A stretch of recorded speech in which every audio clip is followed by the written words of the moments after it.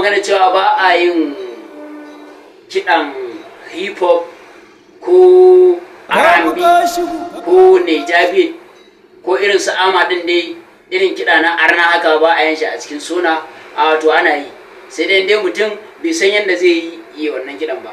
A insha Allah kuka ci gaba da kasancewa da mu za mu ringa nuna muku yanayin yadda mutum zai ke fitar da kiɗansa ba tare da ya sa loops ba, ya ɗauko na abu ya jona, ya ɗauko na abu ya jona, a'a ƙirƙira ce tashi ta kanshi, ba wani abu ya ɗauko ya sa ya jejjera ya amfani da su ba.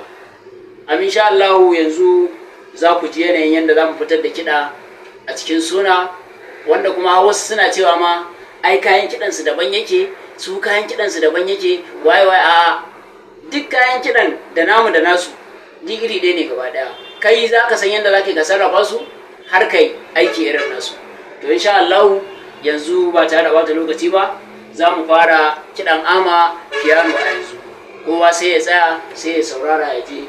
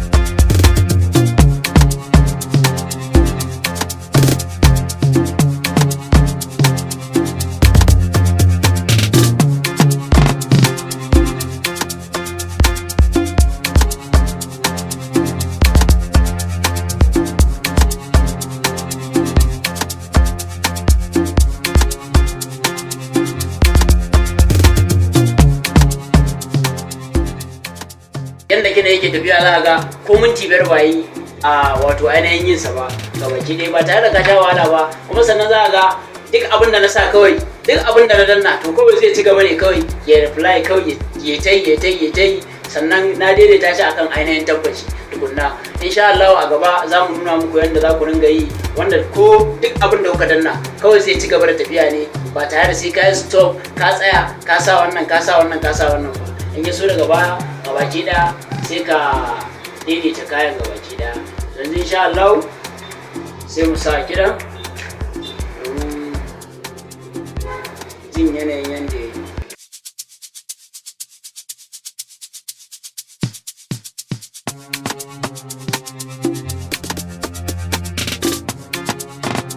Khashifu.